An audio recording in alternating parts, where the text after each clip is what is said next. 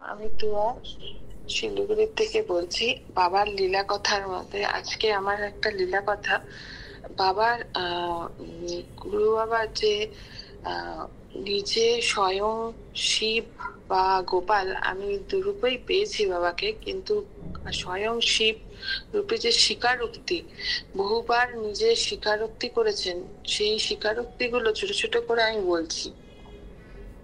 প্রথমে বলি, যখন আমার অনেক ছোট ছোট বলতে যখন ক্লাস 7-8-এ পড়ি, তখন আমাদের আমরা কোয়ার্টারে থাকতাম বাবার চাকরির সূত্রে। তো ওখানে এক কাকু ছিল। ওই কাকু অ্যাস্ট্রোলজার বলতে পারো, অ্যাস্ট্রোলজার ছিলেন উনি। হঠাৎ আমার সাথে কথা হলো, দেখা হলো, আমাদের বাড়িতে আসতো, আর আমরাও যেতাম ওনার বাড়িতে। তো একদিন আমরা দাঁড়িয়ে আছি রাস্তার মধ্যে, আমি টিউশনে যাব, আর কাকুও যাবে কাজে।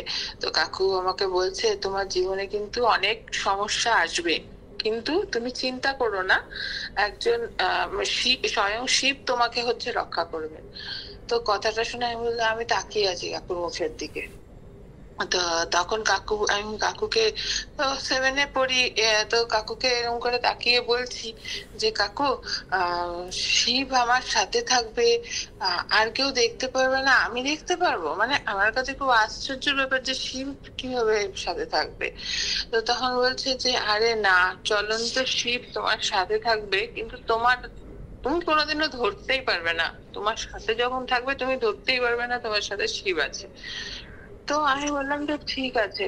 তো কথাটা বহু বছর চলে গেছে, আমার কাছে আমারও মাথায় নেই, কিন্তু আমরা দাদুর কাছে যে থাকার সময় আমি দাদুকে গোপাল রূপে, ভাই রূপে পেয়েছি, কিন্তু শিব রূপে যে দাদুর স্বীকারোক্তি বহুবার দাদু করে গেছে আমাদের সামনে, হয়তো আমার সামনে একা নয়, অনেকের সামনেই করেছে।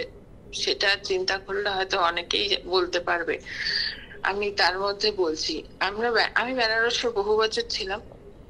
বেনারসে থাকাকালীন যখনই সবাই আসে, সবার মধ্যে একটা অভিলাষা থাকে যে আমি বেনারসে কাশী বিশ্বনাথ যাব।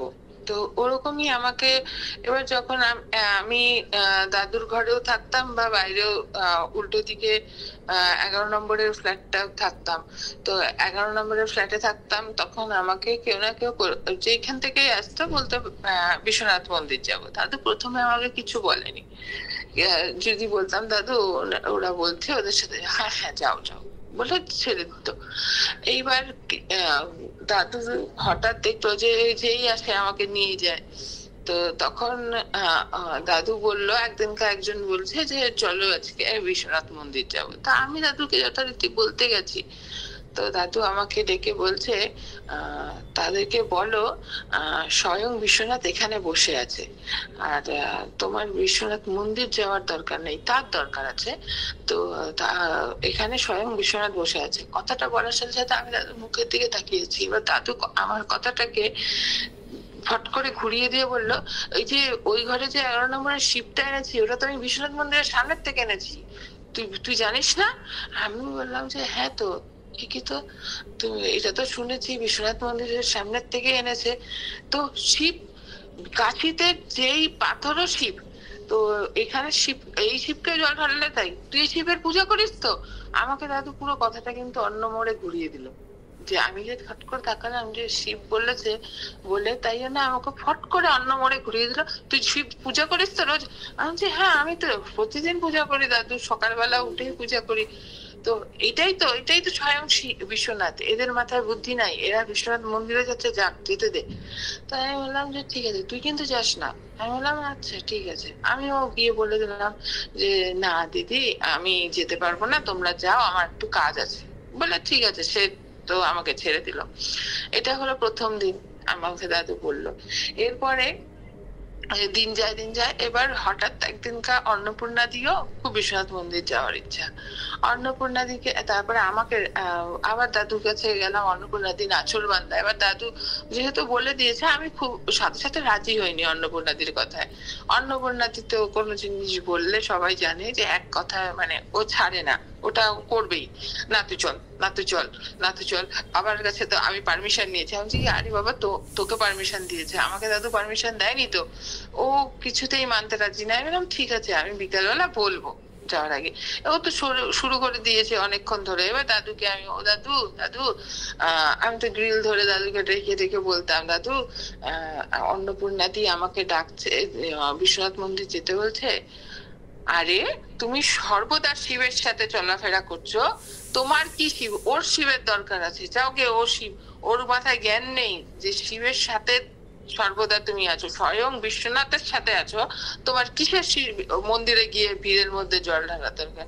তুমি তো বিশ্বনাথের সাথে সারাক্ষণ আছো।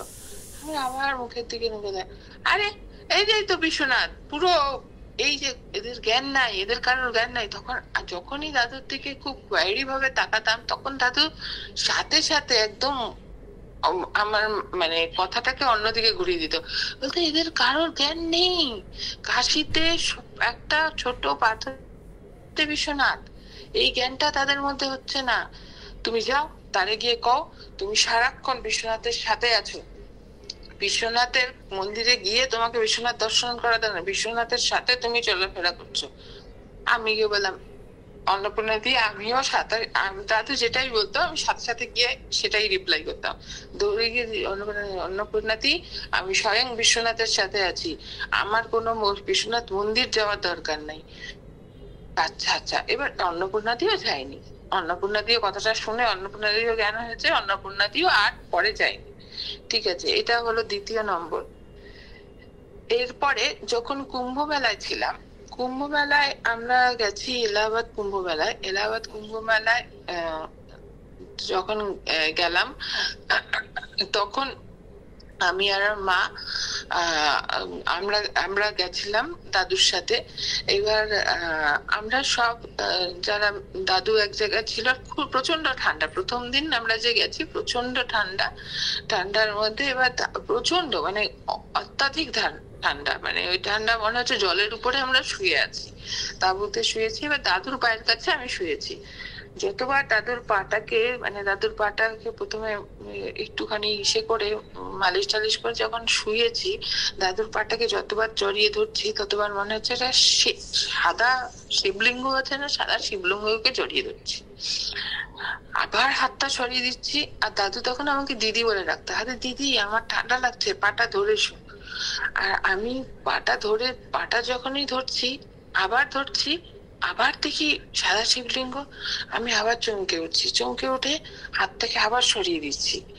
আবার তখন বলছে আরে আমার ঠান্ডা লাগছে। দ্বিতীয়বার আর আমি দাদু যেহেতু পায়ে ঠান্ডা লাগছিল, তাই জন্য আমি পাটাকে জড়িয়ে তারপরে ধরে শুয়েছি।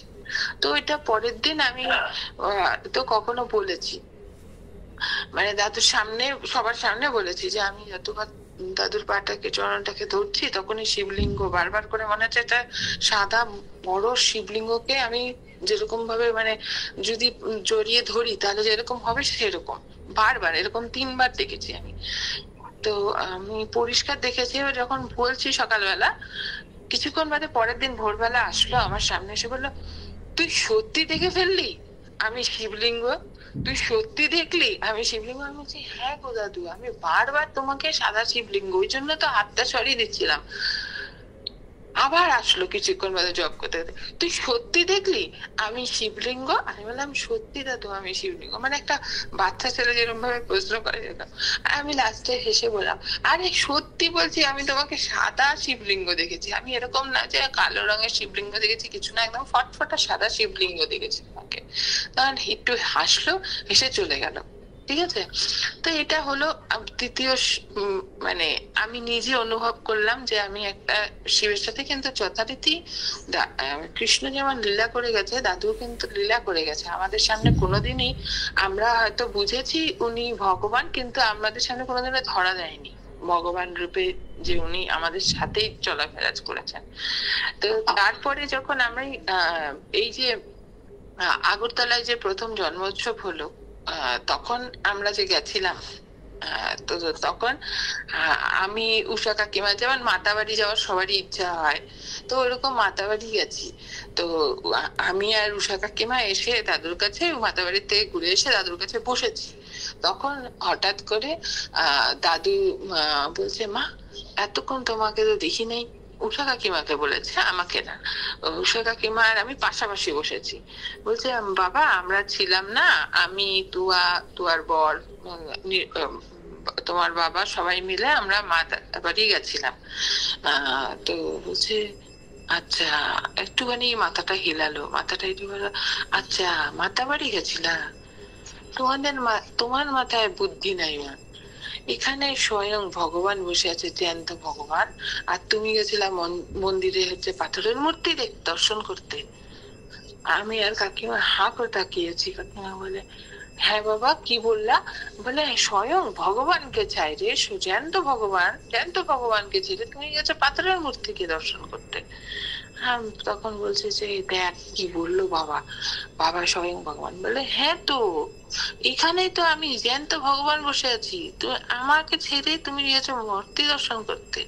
হ্যাঁ, আসলে তারপরে কাকিমার আমি বুঝলাম, কিন্তু তারপরে দাদু যথারীতি যেটা করে, তো সাথে সাথে দাদু অনেক গল্পের মধ্যে নিয়ে গেল। 5 মিনিটের জন্য এই কথাটা হলো, হওয়ার পরে সাথে সাথে স্বীকারোক্তি করলো, কিন্তু কিছুক্ষণের মধ্যে আবার অনেক অনেক কথা বললো, যাতে ওই প্রথমের কথাটা মাথার থেকে বেরিয়ে যায়। এরকম অনেক স্বীকারোক্তি দাদুর, মানে অনেক ভাবেই দাদু প্রকাশ করেছে যে দাদু কিন্তু একজন স্বয়ং নিজে চলমান শিব আমাদের সাথেই ছিলেন। কিন্তু এই স্বীকারোক্তিটা আমি এই কটাই স্বীকারোক্তি আমি বললাম। এর পরের দিন গোপাল রূপে দাদু, সবাই জানে আমি দাদুকে পেয়েছি ভাই রূপে, এই পরের দিন আমি গোপাল রূপে যে পেয়েছি সেটারও কথা আমি বলবো। এই স্বীকারোক্তি দিয়েও আমরা বুঝতে, সামনে যখন আমাদের ছিল, কিন্তু দাদু একটা ছলনার মধ্যে রাখতো যে এই কথাগুলো যখনই হতো তখন উঠতো দাদুর কিন্তু একটা সত্যি একটা, যখন বলতো না যে আমি স্বয়ং বিশ্বনাথ, এই আওয়াজটা সামনে হয়তো অনেককেই বলেছে, কিন্তু এই আওয়াজটা সামনে যারা থেকেছে তখন অনুভব করতে পেরেছি যে একজন মানে সত্যি দাদু মনে হয় শিব, মানে কয়েক সেকেন্ডের জন্য, কিন্তু দাদু এমন একটা কৃষ্ণ যেমন ছলনা করে গেছে, ঠিক সেম ওই ছলনাতে দাদু মাথার থেকে এরকম ভাবে ঘুরিয়ে দিত যে এই কথাগুলো আমরা ধরে বসে থাকতে পারতাম না যে উনি সত্যিই ভগবান। কিন্তু দাদুকে যখনই আমরা ধরতে পেরেছি যে দাদু ভগবান, তাহলে দাদুর সাথে সাথে ডেকে নিয়ে অন্য কথা বলে দিত, অন্য একটা কথার মধ্যে এঙ্গেজ করে দিত, অন্য কোনো কাজে এঙ্গেজ করে দেয়, যে যাতে ওই কথাটা দাদুকে আমরা বুঝতে পারছি যে দাদু ভগবান, যাতে ওই কথাটা নিয়ে আমরা বেশি মাথা না ঘামাই। তো আমার কাছে আজকে এতটুকুনি বললাম যে আমি যে মানে আমি বলবো যে এখন আমরা সত্যি দুর্ভাগ্যবান যে আমাদের সাথে চলন্ত শিব নেই, কিন্তু কিছুদিনের জন্য হলে সৌভাগ্যটা প্রাপ্ত হয়েছে যে ওই চলমান শিবের সাথে আমরা কিছুদিন সঙ্গ করতে পেরেছি। আমরা মানে বিশেষ, মানে একটা মূল্যবান জিনিস আমাদের জীবন থেকে হয়তো চলে গেছে। কিন্তু হ্যাঁ, দাদু সবসময় বলতো, আরেকটা কথা দাদু কিন্তু পরিষ্কার বলতো, আমাকে উঠতে বসতে, আমি যখনই বসে থাকতাম, যখনই কেউ দীক্ষা নিত, দীক্ষা নেওয়ার পরে আমাকে একটা কথা এসে বলতো যে গুরু কিন্তু একটা শক্তি, গুরু কিন্তু একটা পাওয়ার, মাথায় রাখবা যে গুরু মানে আমি চলে যাব, সবসময় এই কথাটা বলতো, কিন্তু আমি চলে যাব, কিন্তু গুরুর যে শক্তি, গুরু যে একটা পাওয়ার, ওই পাওয়ার কিন্তু তোমাদের সাথে সবসময় থাকবে। আর সত্যি প্রতিনিয়ত আমরা হয়তো প্রত্যেকে ফিল করছি এই শক্তিটা কিন্তু আমাদের সাথে, প্রত্যেকের সাথে এখন আরো অতপ্রত ভাবে জড়িত, আরো অতপ্রত ভাবে আমরা বুঝতে পারছি যে আমি তো ভীষণ ভাবে ফিল করি যে দাদু কোথাও যায়নি, দাদু আমাদের সাথেই আছে। হ্যাঁ, আমরা আগে দেখতে পাচ্ছিলাম, দাদুর ভয়েসটা শুনতে পাচ্ছিলাম, এখন হয়তো আমরা সেটাই সেটা ছাড়া আর বাদ বাকি দাদুর কিন্তু সবকিছু, যেটা আমাদের হয়তো আমরা ফোনে গিয়ে বলতাম তারপরে আমাদের প্রবলেমটা সলভ হতো, এখন ফটোর সামনে বলি ওই প্রবলেমটা কিন্তু একদম সত্যি, ওই প্রবলেমটা একের পর এক কিন্তু সলভ হয়, হচ্ছে। আমি এটা দাদু যাওয়ার পর থেকে ফিল করছি যে দাদু কিন্তু কোথাও যায়নি, আমাদের সাথেই আছে। কিন্তু হ্যাঁ, দাদুকে আমরা সামনে, দাদুর ওই সুন্দর একটা হাসি যেটা দেখলে পরে অনেক টেনশন, অনেক ক্লান্তি দূর হয়ে যায়, সেটা হয়তো দেখতে পাচ্ছি না, কিন্তু দাদু সত্যি আমাদের সাথে বর্তমান আছে। ভগবান আসে, লীলা করে, কিন্তু লীলা করে যে চলে যায়, চলে যাওয়ার পরেও যে আমাদের সাথে যে এই আমাদের সঙ্গে যে থাকে, যে লীলার পরেও, এইটাও আমরা এখন একটা, এইটাও কিন্তু আমাদের একটা অনুভব যে আমরা যে মানে আমরা সত্যি আমরা দেখো অনেকেই তো আছে কিন্তু এই ভগবানের সঙ্গ করেনি, কিন্তু এই সঙ্গটাও এখন ভগবান যে আমাদের সাথে নেই, তারপরেও যে আমরা ভগবানের অনুভূতিটা, ভগবান যে আমাদের সাথে মানে শক্তিটা আমাদের সাথে আছে, এই একটা অনুভূতিটা কিন্তু আমরা পাচ্ছি। এটা তো আমি মনে করি যে আমরা সত্যি ভাগ্যবান যে আমরা দাদুর এই অনুভূতিটা নিতে পারছি। দাদু যে আমাদেরকে সব ধরনের এক্সপিরিয়েন্স আমাদেরকে দিয়ে গেছে। আজকে আমি এইটুকুনি বলে দাদুর কথা শেষ করছি।